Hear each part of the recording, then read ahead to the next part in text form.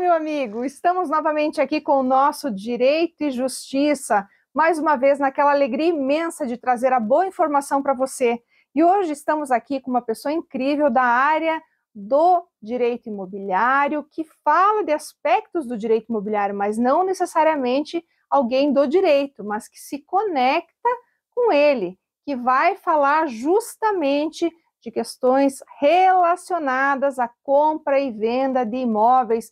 É uma pessoa maravilhosa, que tem uma vasta experiência no mercado imobiliário e atua justamente aí para tornar o sonho realidade, o sonho da casa própria de muitos brasileiros, de muitas pessoas que têm realmente aí essa intenção de adquirir um imóvel, né? Então eu trouxe uma pessoa especialíssima aqui, que é uma grande referência para mim no ramo da corretagem, corretores de imóveis aí, que são nossos queridos amigos que nos acompanham em tantos momentos.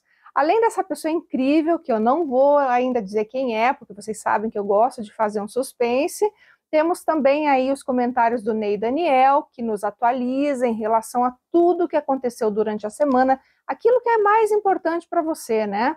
Além do Ney Daniel, também teremos o Matheus Itiro de Castro com as novidades aí da economia no Brasil e no mundo. Além dele também o Dr. Leonardo Chau Ramos com as notícias que envolvem a área do direito de família e sucessões.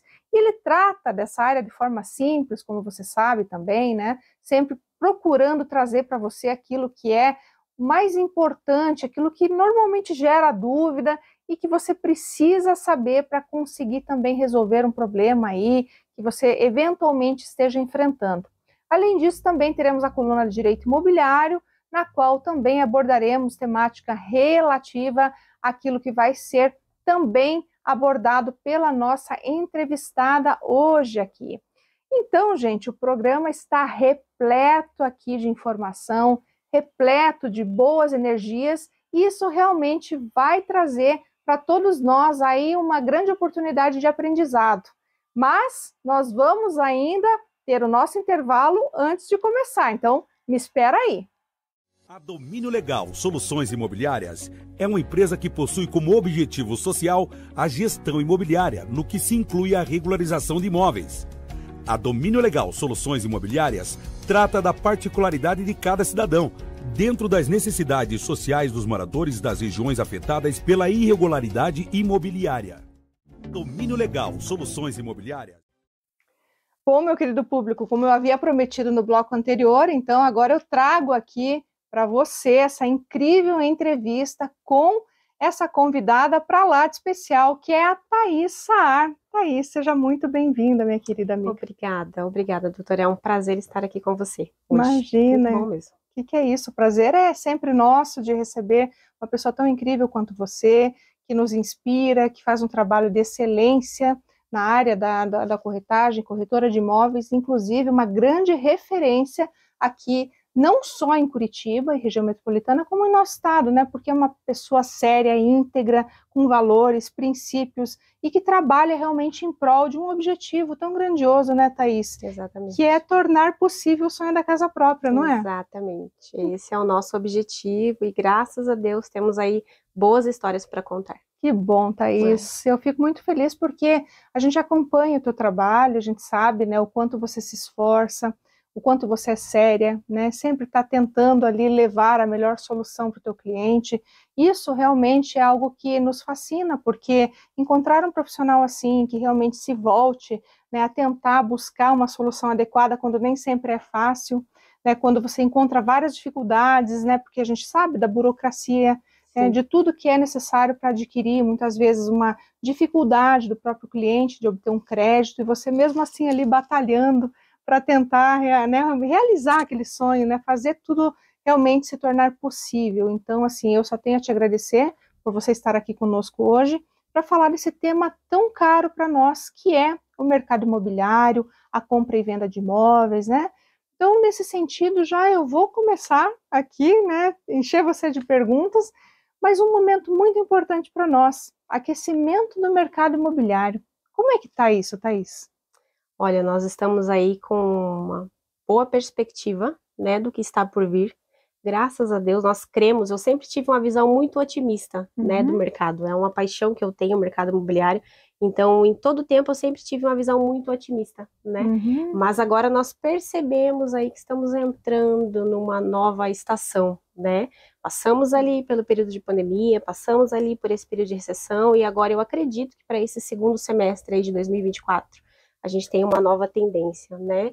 Temos visto aí já algumas sinalizações no mercado imobiliário, né? A diminuição da taxa Selic, então tudo isso vai contribuir, né? Para quem tem o desejo aí de adquirir o primeiro imóvel ou quem sabe aí aumentar aí os investimentos, né? Ah, que maravilha, né? A gente já tinha essas projeções aí desde o final do ano passado, né? Com a redução da taxa Selic, até porque mesmo ela não impactando diretamente, ela indiretamente vai refletindo nos juros, né? Na oferta também, né? De crédito no mercado. Isso incentiva e quem precisa, quem está realmente disposto, quer investir ou está realmente querendo realizar esse grande sonho, né? Que é a primeira casa, o primeiro imóvel, a realmente tentar tomar um crédito junto às instituições, né, Thaís? Exatamente, exatamente.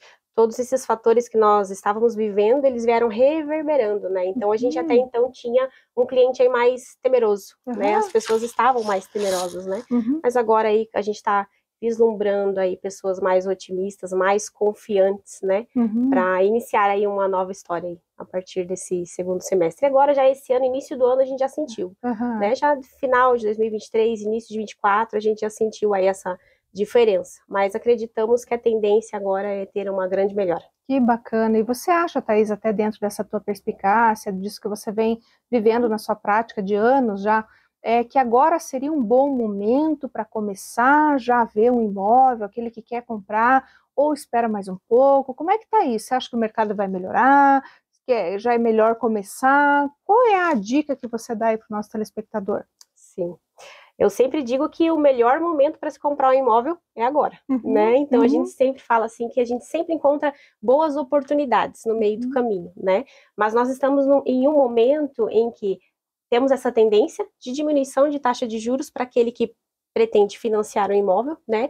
E ao mesmo tempo o valor dos imóveis ainda está estabilizado, né? Porque geralmente quando a gente tem uma redução bem significativa na taxa de juros, tem uma alta no valor dos imóveis.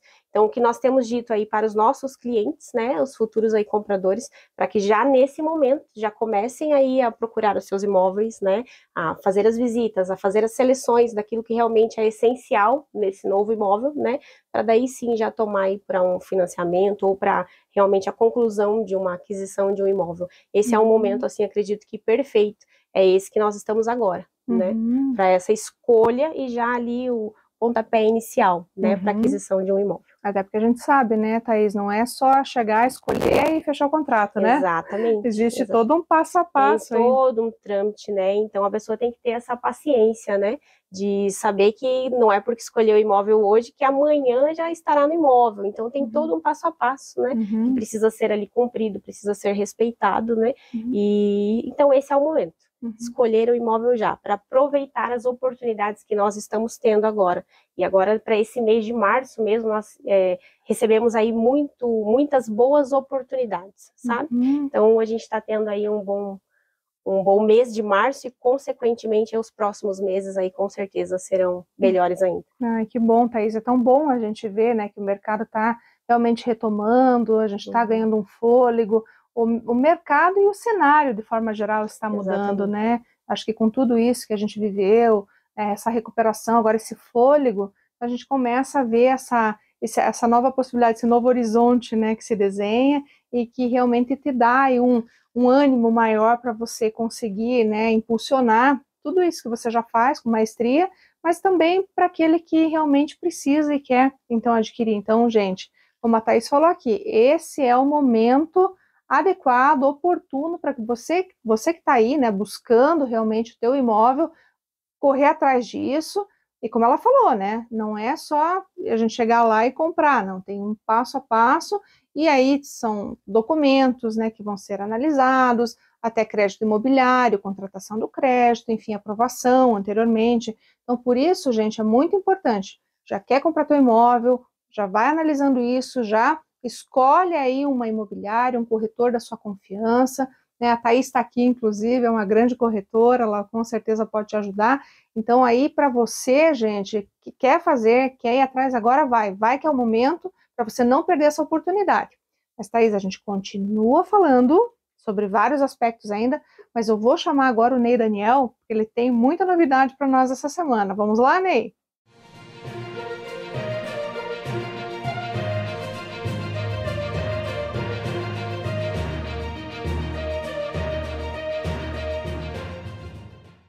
Olá, telespectadoras e telespectadores do programa Direito e Justiça, que estão sempre aqui nos acompanhando, e também a você que está aqui hoje no programa Direito e Justiça. Agradecemos as mensagens encaminhadas com muito carinho para as redes sociais do programa, e também a entrevistada da semana, e também a nossa ilustre e apresentadora jornalista, Débora de Castro da Rocha. Agradeço mais uma vez por fazer parte desse programa e por estar aqui com todos vocês. E hoje iremos falar uma pauta sobre o direito do consumidor, onde banco deverá indenizar aproximadamente R$5.000 cliente vítima de golpe do cartão trocado. Bom, esta decisão é da segunda turma recursal civil do Colégio Recursal dos Juizados Especiais de São Paulo, que fixou danos morais presumidos em razão dos transtornos frustração suportados pelo cliente.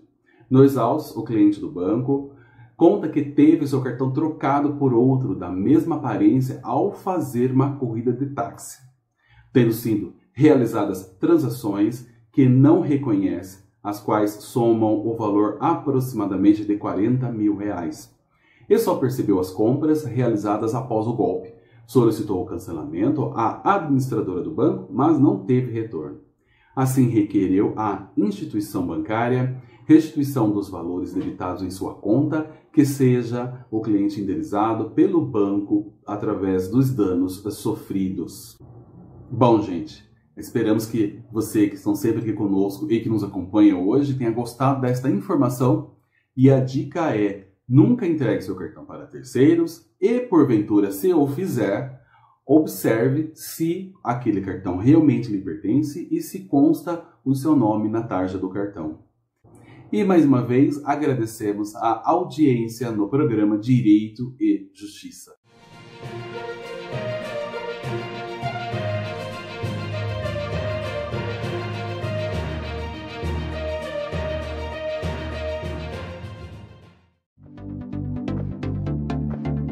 Domínio Legal, Soluções Imobiliárias. Voltamos então aqui com a Thaís Saara ainda para falar desse mercado imobiliário que está aquecido agora, está favorável para você que está aí em busca de um imóvel, seja para morar, seja para investir. Então, Thaís, a gente estava falando de burocracia no bloco anterior, né? Que não basta a gente escolher um imóvel, assinar um contratinho e morar, né?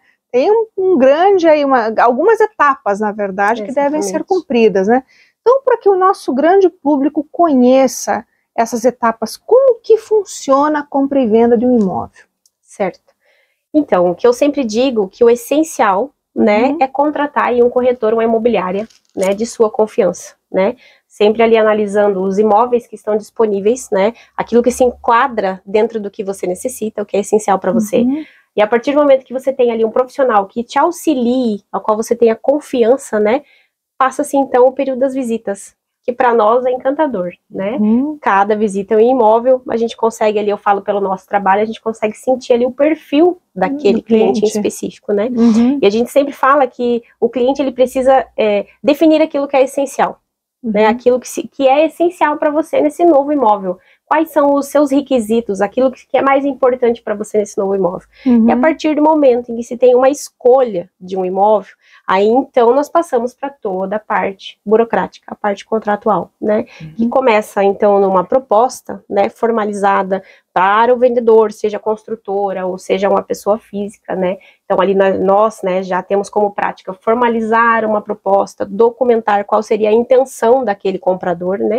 E daí passar para os trâmites legais, né? Se for financiamento, então nós temos como prática auxiliar, né, esse cliente ali, indicá-lo pelo menos a aos bancos, aos correspondentes, né, financeiros, para que façam toda essa análise, né, documental para aprovação do financiamento. Então, o financiamento em si, ele tem ali a fase de aprovação, depois a fase de engenharia do imóvel, né, até aí sim, se tiver recurso em FGTS, liberação de recursos de FGTS. Então, a gente conta que um prazo de financiamento, em média, ele leva de 30 a 40 dias. Somente o prazo de contrato, né, para a elaboração ali do contrato de financiamento. Sim. Quando essa compra se dá à vista, né, daí é diferente, é um prazo um pouco mais curto, mas mesmo assim a gente conta ali de 10 a 12 dias, né, para uma assinatura de uma escritura com tranquilidade, porque nesse processo também nós, né, temos como prática auxiliar os nossos clientes, né, indicando ali um tabelionato, que vai retirar todas essas certidões do imóvel, né, para garantir ao comprador de que tudo está em perfeita ordem, para daí sim a assinatura de uma escritura, né, no caso de uma compra à vista. Então, são trâmites ali que vão diferir só se a compra é à vista ou se ela é através de financiamento. Mas é um passo a passo que necessita ser seguido, né, para trazer aí a confiabilidade, a segurança que o comprador precisa para esse momento, né? Eu sempre falo que a compra de um imóvel é um bem que você vai viver aí por alguns anos, né? Então ela precisa ser respeitada, tanto principalmente para quem está comprando, mas para quem está vendendo também. Então precisa ser ali atendida todas as dúvidas, né? Que o comprador tenha, né? Nós precisamos ali tirar todas essas dúvidas e trazer essa confiança para esse momento que é tão importante, né? Exatamente, até porque esse momento deve ser importante para ele, para quem está intermediando a compra e venda, porque você está participando de um momento que realmente vai marcar a vida dessa pessoa. Então, se você, de repente, né, não faz tudo o que deveria fazer, ou, enfim, não dá a atenção necessária, talvez aquele momento se torne uma frustração. Exatamente. E até é importante frisar que até eu coloquei o prazo, né, de 30 a 40 dias, um prazo médio, né, para financiamento habitacional.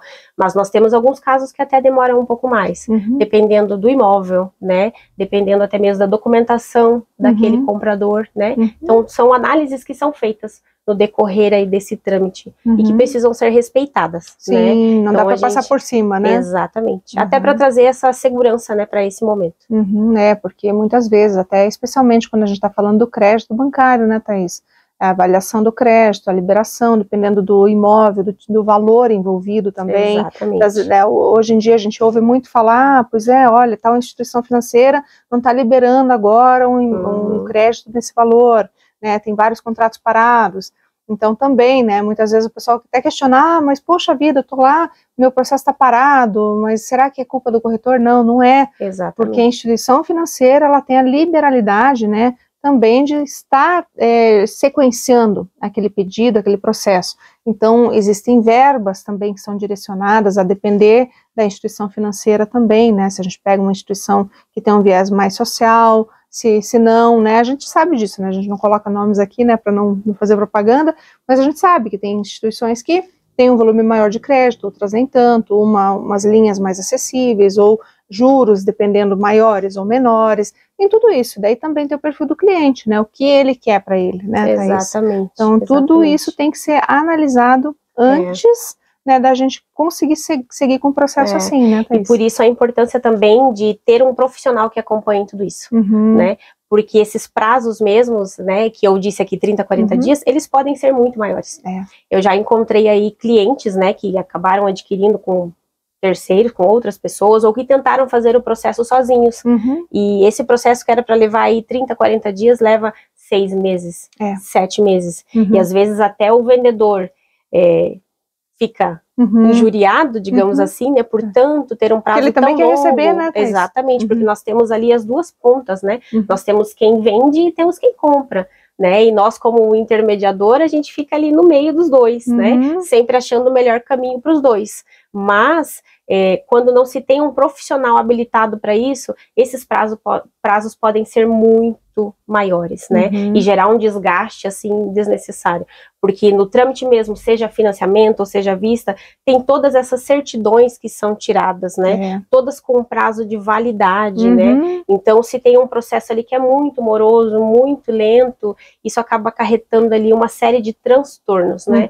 Desnecessários. Quando se tem ali um profissional habilitado, né? Para seguir com esse trâmite todo. Então, por isso a importância, o primeiro passo, escolher alguém que você confie, né? Para te ajudar nesse sequenciar ali até a realização do sonho. Ah, com certeza, tá certo, pessoal. Aí são dicas que realmente devem ser levadas em consideração aqui, guardadas aí quando você estiver diante aí da necessidade ou da intenção de adquirir realmente o teu imóvel, tá, gente? Então, nós ainda temos muita coisa para conversar, mas agora eu vou chamar o Matheus Itiro de Castro com a coluna da economia no Brasil e no mundo. Vamos lá, Matheus?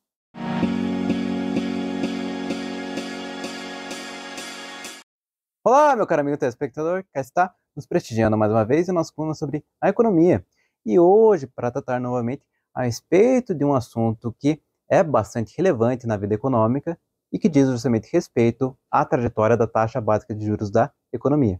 Eu me refiro aqui à recente redução da taxa Selic para 10,75%, sendo mais uma redução que é realizada pelo Comitê de Política Monetária do Banco Central, o Copom, justamente com seu intuito de manter uma política monetária contracionista, mas com relativas flexibilizações. E por que política monetária contracionista nesses termos? É justamente aquela política monetária que visa conter o crescimento dos preços a partir de contenção à demanda através de juros relativamente elevados. E hoje nós vamos trazer uma perspectiva um pouco diferente no tocante a essa questão, tendo aí em vista justamente o fato desta medida pelo Comitê de Política Monetária do Banco Central aqui do Brasil acabar se dando em contramão às medidas que vêm sendo colocadas, que vêm sendo realizadas pelos bancos centrais de economias desenvolvidas e bastante relevantes, tais quais Estados Unidos e Japão. Inclusive este último, cujo Banco Central acabou apresentando a primeira elevação de sua taxa básica de juros depois de 17 anos, sendo este um marco, um acontecimento bastante relevante, justamente em função de quebrar com o ciclo da economia japonesa em conviver com taxas de juros negativas, tendo aí em vista o histórico de deflação de preços que aquela economia vinha passando. E só que ao mesmo tempo, né, chama bastante atenção tal fato, né, tal medida do Banco Central japonês, tendo ali em vista a natureza da inflação que vem sendo colocada naquele país. Tanto é que, como se vislumbra continuamente aqui no nosso país, uma política monetária contracionista visa justamente conter o crescimento dos preços em função de se diagnosticar que há uma demanda excessiva. Contudo, se a gente para analisar a natureza da inflação na economia japonesa, nós vemos que ela está associada, sobretudo, aos custos das matérias-primas, ou seja, está associada, está vinculada com elementos que dizem, sobretudo, respeito com a oferta e não com a demanda. E isso acaba sendo bastante relevante justamente no sentido de como se determinar uma política monetária, ou seja, de quais seriam as políticas mais adequadas para lidar com esse tipo de problema. Ainda mais levando em consideração que a economia japonesa vive com uma situação que é aparentemente contraditória para a teoria econômica, que é conviver concomitantemente com um baixo ritmo de crescimento econômico, aliás, agora com uma recessão técnica, com decrescimento econômico e também com inflação.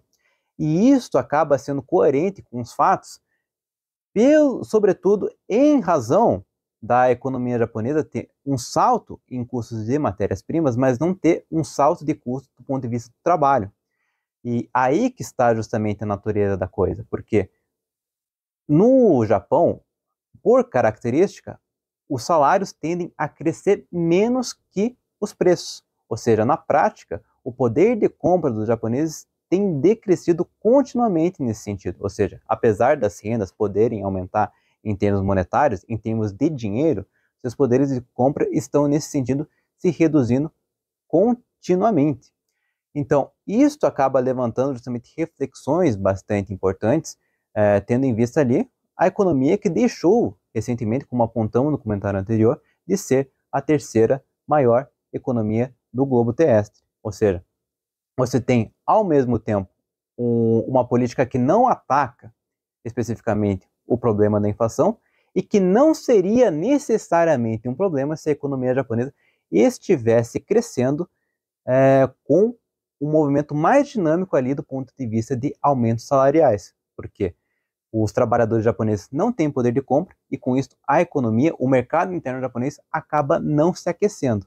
Ou seja, nós temos ali dois problemas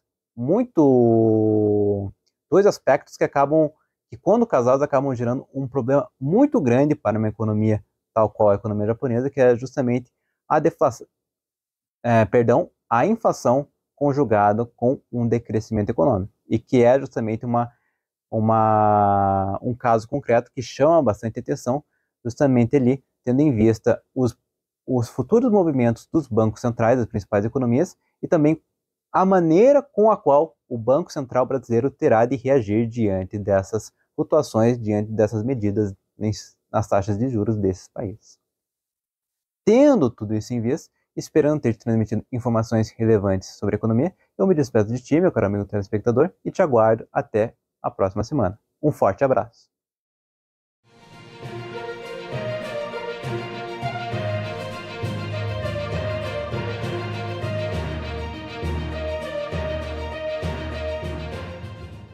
Muito obrigada, Matheus. Como sempre, aí a tua coluna vem trazendo muita informação e muita gente aí está bem satisfeito e cada vez elogiando mais tudo isso que você traz, esses esclarecimentos. Então, te agradeço imensamente por colaborar tanto com o nosso público nessas informações preciosas aí. Bom, Thaís, voltamos então aqui com essas informações relevantes sobre o mercado imobiliário, que envolvem inclusive a documentação, que é tão importante, e a gente tem aí uma certa polêmica agora, em razão da edição de uma lei, dia 20 de março, né, então bem recente, todo mundo está falando, mas agora não precisa mais certidão, inclusive, para quem quiser ver aí, é 14.825/2024, né, então muita gente até fala, mas agora não precisa mais de certidão, pode comprar o imóvel, porque se não tiver averbada a margem da matrícula, está tudo tranquilo, né? Mas a gente sabe que isso não é bem assim. Já existe uma lei, inclusive, lá de 2015, a 13.097, que já falava sobre isso. Eu até faço uma crítica muito severa em relação a esse tipo de informação que às vezes se divulga na internet. E eu sou uma crítica muito grande desse tipo de lei que sai e, de repente, todo mundo fala um pouco e ao mesmo tempo mais confunde do que esclarece, né? Então, por isso até que eu acho fundamental que alguém, né, com realmente conhecimento que você tem do mercado imobiliário, que está no trato diário de situações assim, de compra e venda, possa informar o nosso público sobre a necessidade de realmente a gente sempre se ater, independentemente de lei, porque o problema ele pode estar ali escondido, né? E de repente ele gerar um tumulto enorme para todas as partes, não importa se realmente tem averbação, se não tem. Então, pela tua experiência, Thaís, porque a gente já tem uma lei de 2015, são 9 anos de lá para cá, que praticamente já fala isso que, na verdade, essa lei agora é recente, ela só trouxe um parágrafozinho ali que, na verdade, não muda nada do que já havia, do que já existia. Então, assim, para você, como você concebe isso dentro da tua prática diária, a importância de levantar a certidão, de analisar a certidão? Você acha que realmente é dispensável a análise de certidão? Eu acredito que não. As certidões dos imóveis são essenciais, né, para trazer essa segurança, né, para quem está comprando, né? É essencial para o comprador, é essencial saber em que real situação está aquele bem, aquele imóvel, né? Eu já tive, por exemplo, situações de pessoas, clientes, né, que fizeram permutas, né, onde receberam o imóvel de menor valor, né, em uma negociação e acabaram depois querendo colocar este bem, em uma outra negociação, só que não tinham sido tiradas as certidões daquele bem. Então, quando aquele imóvel caiu na minha mão, que eu fui retirar essas certidões, eu vi que estava cheio de pendências. Então, foi assim... Que não estavam averbadas à margem da matrícula, com certeza. Exatamente. Então, foi assim uma fase bem cheia de embaraços, né, a se resolverem, né, porque o imóvel estava todo comprometido, enfim, e o cliente, o que recebeu o imóvel ficou bem frustrado, né, com essa outra negociação anterior. Graças a Deus, naquela situação, a gente conseguiu resolver, né, todo aquele embrulho, né, mas nem sempre a gente consegue, né, ter um final como esse resolvido. Então, as certidões, saber a real situação daquele imóvel, é direito, sim, né, de quem está comprando. Então, eu parto por esse princípio, né, que é necessário, extremamente essencial. Porque, assim, a gente tá, que é o nosso papel, inclusive, né, Thaís, aqui no programa, é levar a informação de forma séria, de forma adequada. Porque hoje a gente tem aí muita informação na internet, muito videozinho viralizando, como se diz, né, muita curtida, muito like, impulsionamento, etc. O vídeo viraliza, mas a informação que está contida, muitas vezes, ela não reflete a realidade. Exatamente. E pode confundir o nosso público, até levando a crer que não precisa mais de certidão. Gente, isso é inverídico, isso não existe. Se alguém falar para você que você não precisa analisar qualquer certidão antes de comprar um imóvel, é mentira, não acredite. Independentemente de hoje ser uma faculdade ou não ser obrigatório uma determinada ou um determinado tipo de certidão, porque a lei fala que algumas certidões não são obrigatórias para lavratura de escritura pública, isso não quer dizer que o fato de você não analisar vai te eximir, vai te isentar de uma responsabilidade lá na frente. Exatamente. Porque você que está comprando, você pode vir a responder no processo judicial por fraude à execução, né? Então, gente, é muito, muito, muito importante que você que está comprando sempre analise. Contrate um corretor que tenha aí afinidade, que você goste, que você confie e segue em frente com a compra, mas analisando sempre as certidões. Mas, Thaís, a gente ainda tem bastante coisa para falar, mas nós vamos agora chamar o Dr. Leonardo Schall Ramos, que também tem informações importantes para nós hoje do direito de família e sucessões. Vamos lá, doutor Leonardo?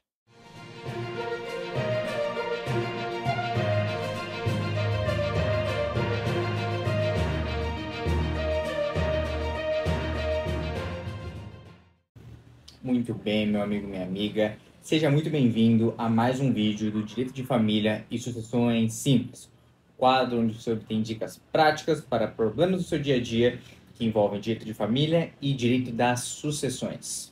E no vídeo de hoje nós iremos responder a seguinte pergunta: se um casal decide mudar o regime de bens de seu casamento, esses efeitos decorrentes da mudança de regime de bens são retroativos? Podemos dar um seguinte exemplo. Pode ser que um casal seja casado no regime de comunhão parcial de bens e depois queira mudar o seu regime de bens para a separação total de bens. Então, podemos partir até mesmo desse exemplo para responder a nossa pergunta. Esses efeitos decorrentes da mudança do regime de bens são retroativos? Voltam para o momento em que o casal era casado em comunhão parcial? De pronto, eu já te digo que a lei não traz uma solução para esse tipo de dúvida. Então, se existe algum litígio ou briga em que essa questão precisa ser verificada judicialmente, o magistrado terá de analisar caso a caso para chegar na melhor solução para o problema. As mais recentes posições judiciais sobre o assunto dizem que pode ser que retroaja ou pode ser que não retroaja. Vai depender daquilo que o casal pactuou. Particularmente, eu entendo que não há como esses efeitos retroagirem. No direito brasileiro, quando ocorre um negócio jurídico, seja qual for, compra e venda, locação, sempre impera o princípio da declaração da vontade. Então as partes, na época em que elas fizeram aquele negócio, elas declararam que era para ser feito de tal maneira.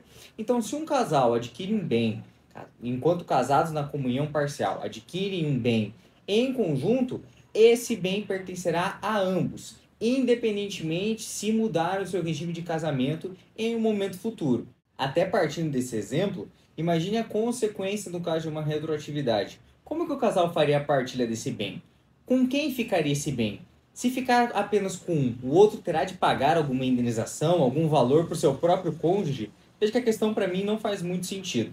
Então eu entendo que, a não ser que o casal preveja de alguma forma diferente, que é a posição já seguida pelos juízes, em regra, os efeitos da mudança do regime de bens de casamento não devem retroagir. Do contrário, o casal vai acabar lidando com uma série de burocracias que podem até mesmo causar a irregularidade desse bem. E até para trazer uma novidade, já existe, tramitando no Congresso Nacional, uma proposta para mudar o nosso Código Civil e trazer uma solução para isso que discutimos nesse vídeo, no sentido de que a mudança do regime de bens do casamento não retroage, justamente para preservar a vontade do casal no momento que fizer um determinado negócio jurídico. Eu espero que você tenha gostado do vídeo de hoje e que tenha sido útil para você. Agora nós voltamos com a programação do Direito e Justiça. Até a próxima!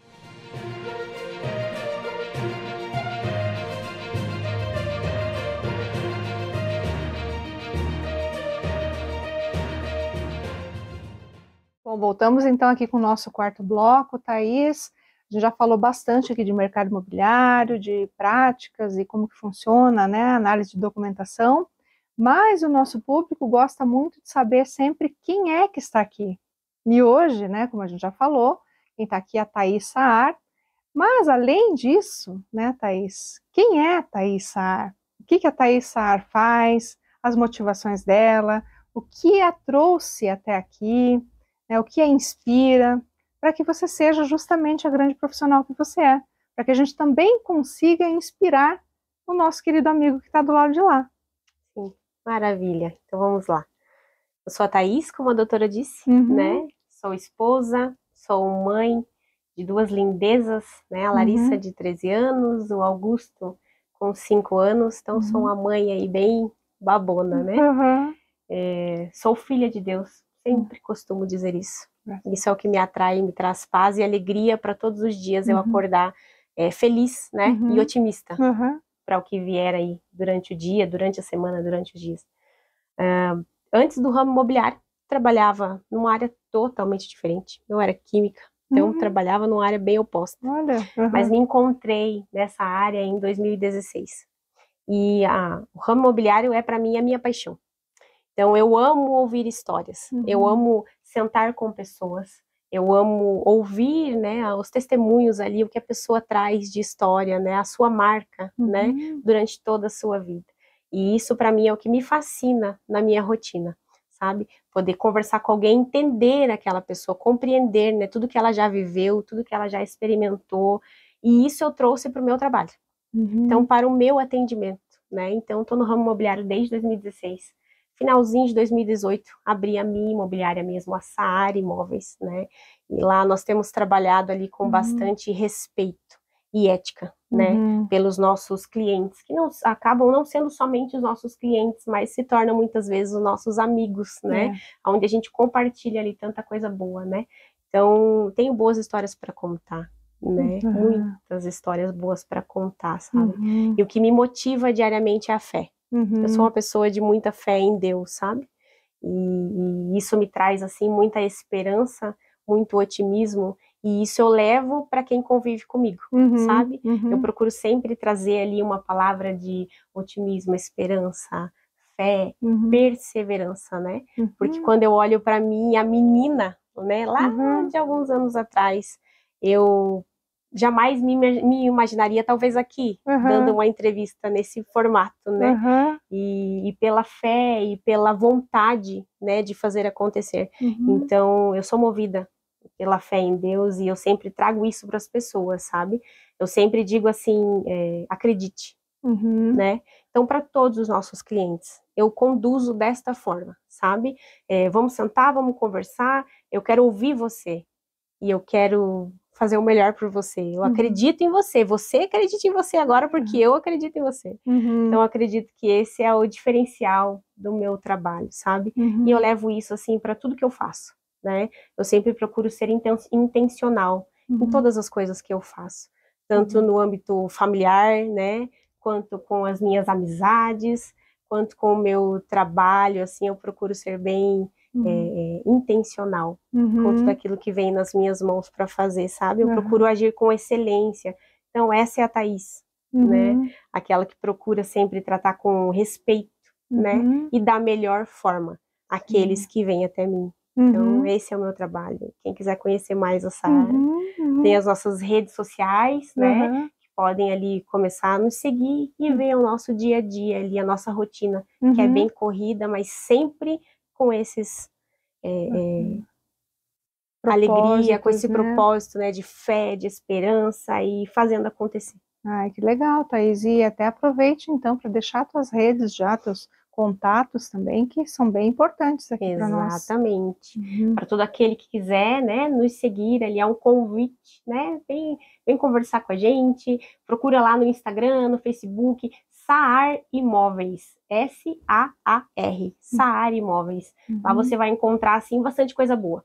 Não só nos imóveis, mas eu sempre procuro também deixar ali uma palavra de fé, de esperança, de otimismo, né? Porque a gente sabe que a rotina de todos é tão corrida, né?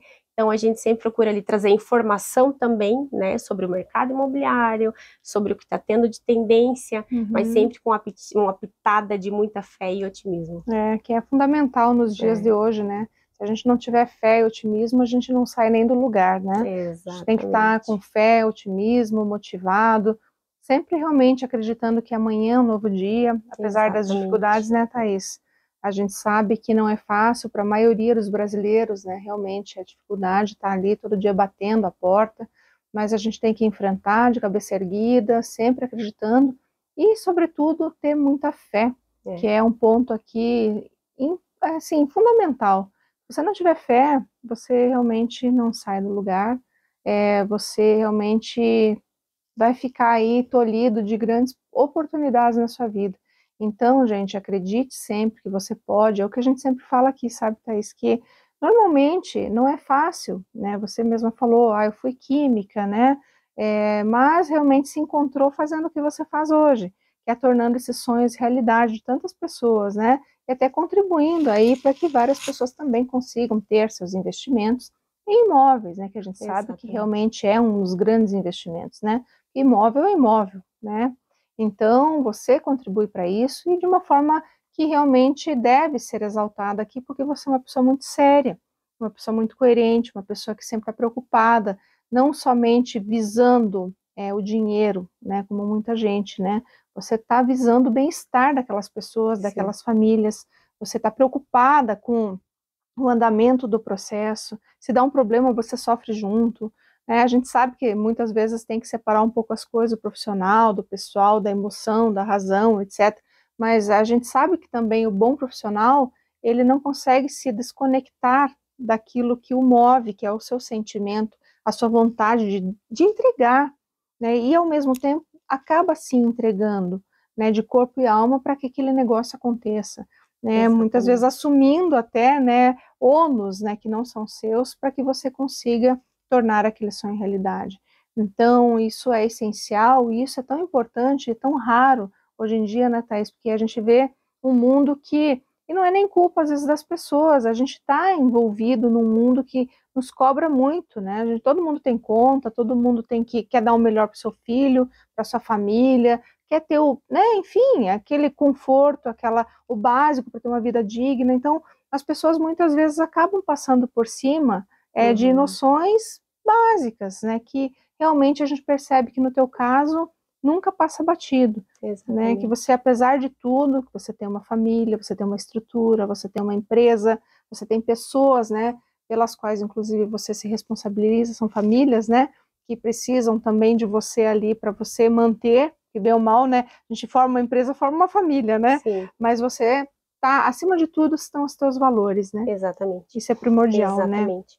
E quando nós iniciamos, né, a Saar Imóveis, a frase que nós usávamos sempre era um novo conceito na arte de vender imóveis, porque não é simplesmente venda, né? Nós temos ali o respeito com quem está ali na outra ponta, né? É esse interagir, né, de forma humana, sabe? Ouvindo, né, a necessidade, o desejo, o sonho, enfim, planejando junto. Eu acredito que assim a gente tem muito mais a crescer e as nossas histórias boas para contar sempre partiram deste princípio, sabe? De ter essa diferença, um atendimento realmente mais humano, onde a gente olha realmente para a necessidade da pessoa, sabe? Sempre tratando com respeito, com ética, dando aquele olhar sempre clínico para tudo aquilo que a pessoa precisa e qual que é o caminho que ela precisa seguir ali para a realização, para a concretização do sonho. Então, assim se estabeleceu essa arte. E por isso temos aí boas histórias para contar, né? Graças a Deus. E por isso vocês são uma referência no que fazem, né? Sim. Bom, Thaís, ainda temos mais um bloco, tá? Agora eu vou chamar, inclusive, o bloco, né, que na verdade é a coluna, né, de direito imobiliário, para falarmos um pouco aí dessas tendências e de tudo que está acontecendo de atual, naquilo que a gente comentou hoje, inclusive, que é questão legal aí, muito importante para os nossos telespectadores. Então vamos lá.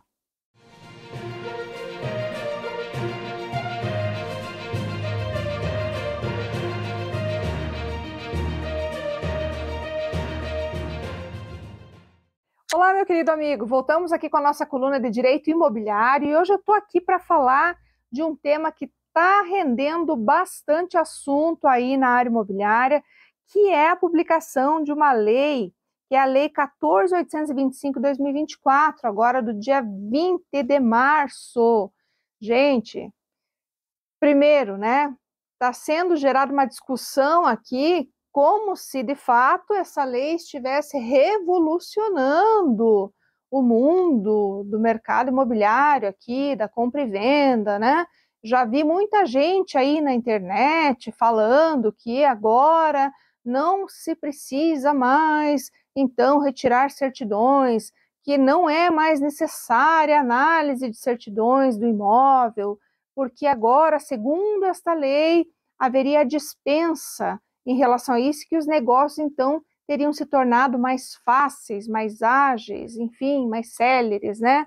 Mas, gente, quero dizer para vocês, né, primeiramente, vocês que me conhecem, que me acompanham aqui no canal, sabem que a gente tem que primar muito pelo cuidado, pela cautela na negociação imobiliária. Isso é um ponto crucial aqui em qualquer negócio, tá? E segundo, porque isso que está sendo dito aqui nessa lei, na verdade, é falar, só acrescentar, na verdade, um inciso à Lei 13.097, lá, que tinha lá de 2015, no seu artigo 54, que já falava que se eu quiser, eventualmente, transferir, constituir ou modificar, né, qualquer situação ou direito real que realmente aqui implique, então, nessas questões imobiliárias, elas serão válidas desde que não haja averbação de qualquer tipo de constrição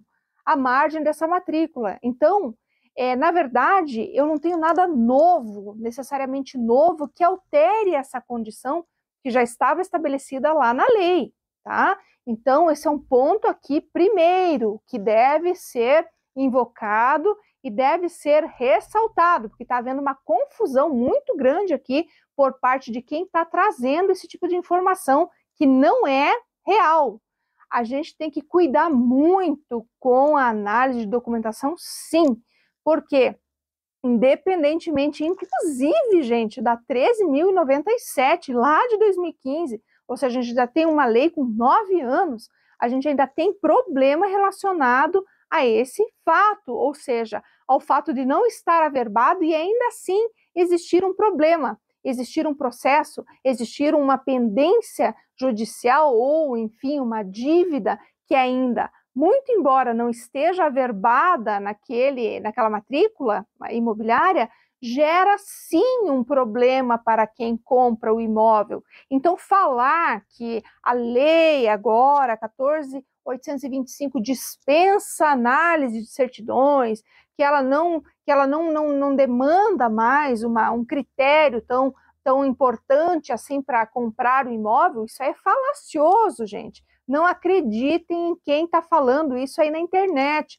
isso é uma tremenda besteira. Então, já digo para vocês que me acompanham aqui, Isso não existe. A gente teve uma edição ano passado de lei também falando, né, sobre algumas mudanças aí, inclusive que os cartórios, né, os tabeliães não precisam mais exigir algumas certidões, mas, gente, certidão é algo que não dá para dispensar quando você fala da compra de um imóvel, porque você nunca sabe o que está acontecendo, e mais, o juiz, quando ele vai analisar o caso concreto, dependendo da situação, ele vai poder partir de algumas premissas básicas, no sentido até de fazer com que aquele comprador comprove que ele tomou realmente todas as medidas necessárias, que ele foi cauteloso. Então, gente, não é tão simples quanto estão pintando por aí. Não é assim, simplesmente eu vou comprar um imóvel às cegas, vou olhar unicamente para a matrícula, até porque matrícula vence. Matrícula tem prazo de validade, tem 30 dias, tudo bem. Você pode até me dizer, Débora, mas tá, vence, mas se eu fiz tudo dentro do prazo e estava tudo certo, não tinha nenhuma averbação, então eu não posso ser culpado por isso, porque eu olhei a matrícula, olhei a certidão de ônus. Tudo bem, mas se chegar lá na frente, numa ação judicial realmente, e você tiver que comprovar, e o juiz falar assim, não, mas você foi diligente o bastante para verificar se não havia um gravame, um ônus, ou algo que pudesse levar esse comprador à insolvência e fazer com que houvesse então a perda desse bem, ou enfim, incidir, né, no bem em si, você olhou para isso? Não, eu não olhei, eu me pautei só na lei. Então, o juiz, como ele tem ali o livre convencimento dele, né, as máximas de experiência, ele pode até presumir que você estava em conluio, que você estava praticando uma fraude à execução, gente. Então, isso não é brincadeira, o juiz ele tem essa possibilidade, sim, essa liberalidade, ele está agindo exatamente conforme, inclusive, diz o processo, né, inclusive princípios do processo, que regem o processo, que o autorizam a ter aí essa dinâmica, a olhar para o processo desse modo. Então, você vai querer pagar o preço lá na frente de comprar um imóvel sem adotar realmente essas cautelas? Eu acredito que não, porque não vale a pena, gente. O cuidado, na verdade, é simples, é levantar documentos. Se você tem ali um cartório que você tem confiança, você pode se dirigir ao cartório, você mesmo pode levantar se você achar que é fácil levantar, você que é meu amigo corretor de imóveis, você que é investidor, você pode contratar um advogado da sua confiança para poder realmente ter acesso às certidões e mais, analisá-las também, porque se aparecer uma certidão positiva, você já identifica, já vê qual é o problema, já vê o processo, vê se não é o caso de um acordo, se de repente é uma situação que não vai afetar realmente o imóvel, perfeito, você segue com a negociação. Agora, vir falar que essa lei revolucionou completamente o cenário do mercado imobiliário, que não se precisa mais, então, de certidão, que não precisa mais analisar, que isso é dispensável, segundo a lei recente agora, gente, não acreditem, porque realmente quem está falando isso não sabe o que está falando, tá? E isso pode te levar aí a um grande equívoco, uma compreensão que realmente pode trazer uma consequência muito ruim e um prejuízo muito significativo no futuro.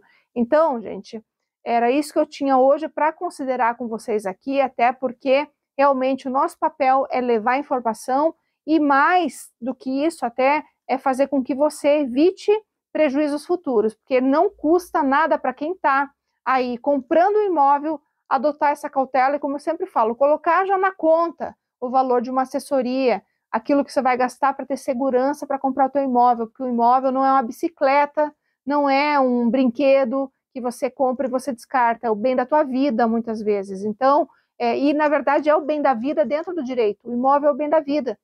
Então, ainda que não seja o teu primeiro imóvel, é o teu investimento, é aquilo que você guardou durante anos a fio para você ter agora, de repente, aí um amparo aí para uma aposentadoria, você está investindo em imóvel para ter aí o rendimento, né, desse imóvel, e você não tem que perder com isso, não tem que perder por uma informação equivocada que está sendo lançada de forma aí, ou até com falta de critério na internet. Então, cuida, gente, cuida com o que você vai fazer, cuida com a informação que você está recebendo e presta atenção, porque realmente o juiz ele pode interpretar a lei e pode seguir de acordo com o que ele encontrar no processo e até trazer uma consequência aí indevida para você por falta de observância disso que é tão importante, que é analisar, gente, analisar a certidão, analisar esses documentos, que são cruciais, sim, e continuam sendo, a despeito, inclusive, da 13.097 lá de 2015,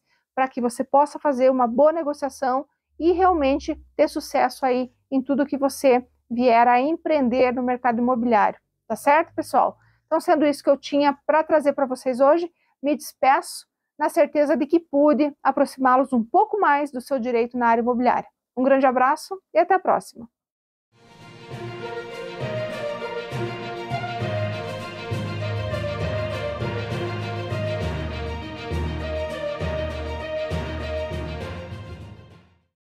Então, voltamos aqui com o nosso último bloco agora para falar um pouquinho, Thaís, de um tema que é um tanto quanto polêmico, né, para vocês que trabalham aí com o mercado imobiliário, que tem imobiliárias, né, enfim, que celebram contratos todos os dias, que é o famoso contrato aí que tem aquela chamada cláusula de exclusividade, né? Como é que funciona isso, Thaís, no teu dia a dia? Para explicar primeiramente para o nosso público, depois a gente vai para as consequências aí de não ter exclusividade.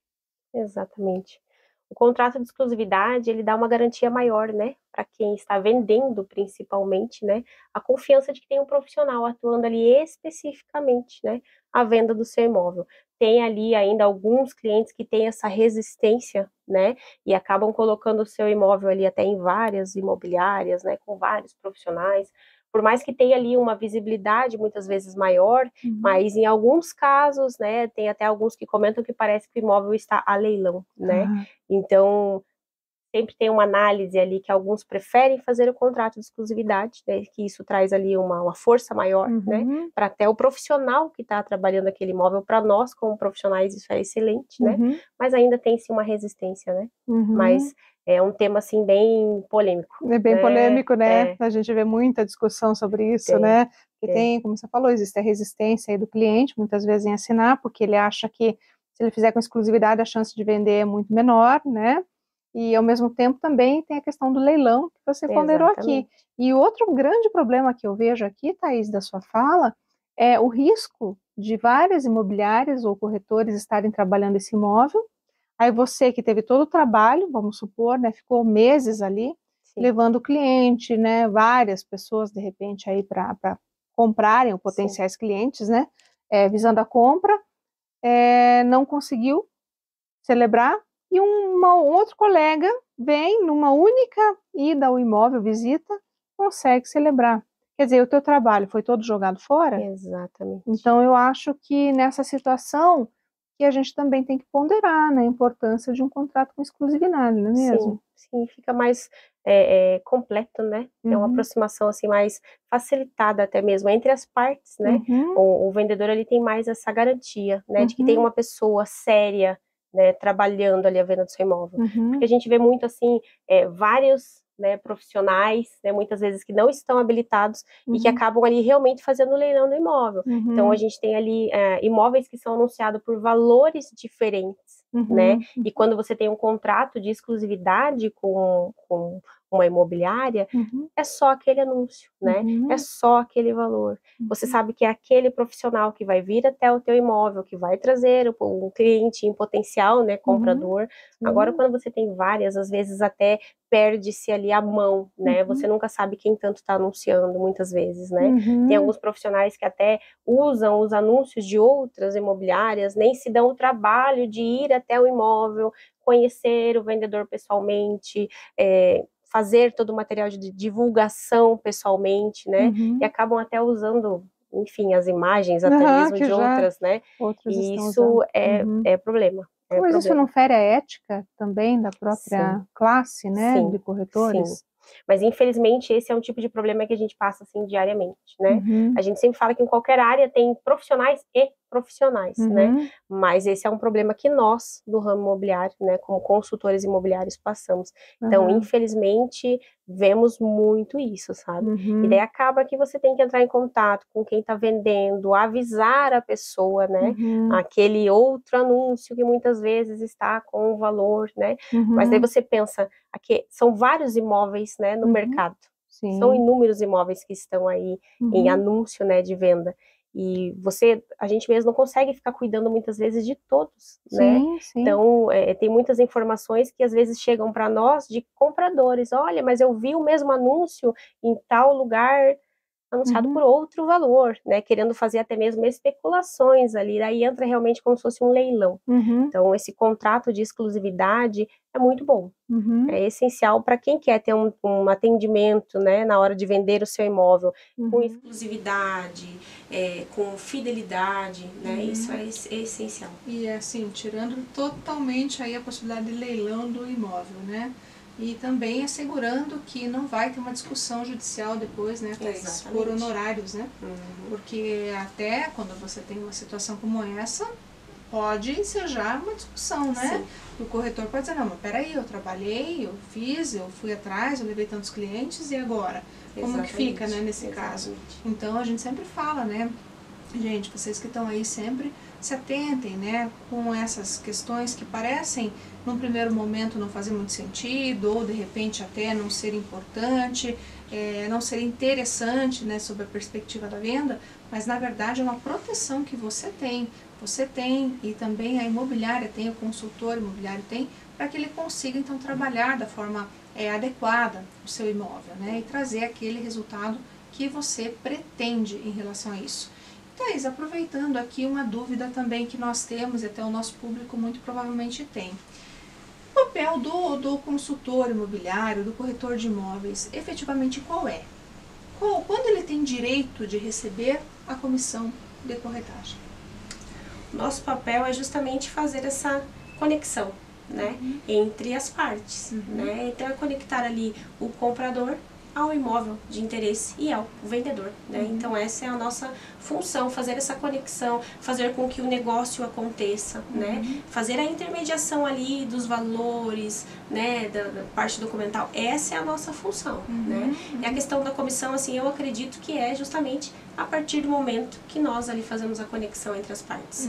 Ali nós já temos esse direito, né? Afinal de contas, nós trabalhamos ali com intensidade, né, o que o comprador deseja, né, e também conectamos o vendedor ideal, né, o imóvel perfeito. Então ali já é o nosso trabalho e não é um trabalho fácil, né, para você fazer a leitura, né, da pessoa, do que ela precisa como imóvel, né, ideal para ela, e fazer essa conexão é um trabalho bem árduo. Com certeza, né, correr, né, gastar sola de sapato, né, pneu de carro, né, levando e visitando, e não é bem esse, é aquele, mas também esse aqui tem um banheiro que eu não gostei, tem uma cerâmica que eu não gostei, mas é que o quarto tá pequeno, né, não é bem isso. Então acho que são esses pontos, né, gente, que são bem importantes e que não se comunicam e na verdade que se diferenciam quando a gente fala do aspecto de análise jurídica, né, Thaís? Porque não é papel de vocês, por exemplo, analisar contratos necessariamente, vírgulas, pontos, etc. Não, vocês realmente têm o papel de aproximar, né? É esse o papel, é correr atrás do imóvel, detectar realmente qual é a intenção, qual é realmente esse feeling, né? Para perceber qual é o imóvel que melhor vai se adequar ao meu cliente. Né? Buscar esse imóvel, que é aquilo que melhor vai satisfazer ali a intenção dele, né? Quando nós olhamos para o lado do comprador mesmo, muitas vezes o comprador ele nem sabe o que ele quer realmente, né? Então ele nos contrata, ele nos procura para que nós possamos fazer essa leitura, né? Do que é essencial para ele, do que é de fato ali o que ele precisa, sabe? Então essa leitura, ter esse feeling, né, para fazer essa análise da pessoa já é um ponto assim bem que exige, né? Realmente ali demanda um tempo, demanda você sentar com a pessoa, né? Ouvir a pessoa para poder encontrar o que ela precisa, né? Adequar ali o imóvel adequado, né? Para ele.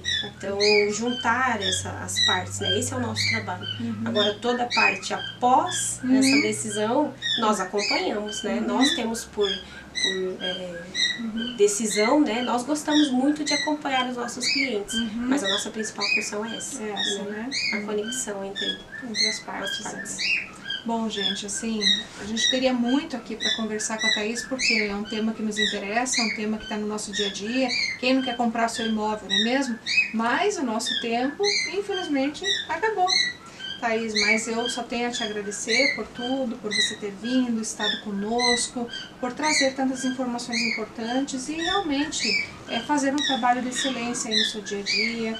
Você como consultora imobiliária, sua empresa, Saara Imóveis, por estar aí no mercado fazendo a diferença na vida de tantas pessoas. Te agradeço imensamente por estar aqui. Imagina, eu que agradeço, doutora, agradeço por esse convite. Foi assim um convite bem... Eu me senti honrada, e agradeço pela oportunidade de falar um pouquinho do que é a minha paixão. Imagina, a gente que agradece por tê-la aqui, com esse sorriso tão lindo, com essa energia tão incrível, que transcende, e resplandece aqui e traz essa alegria tão grande para nós, que eu sempre falo, a estrela do meu programa são vocês, as estrelas, que fazem a diferença aqui no nosso programa. Obrigada. Tá bom? Obrigada mais uma vez e as portas sempre estão abertas para você, tá bom?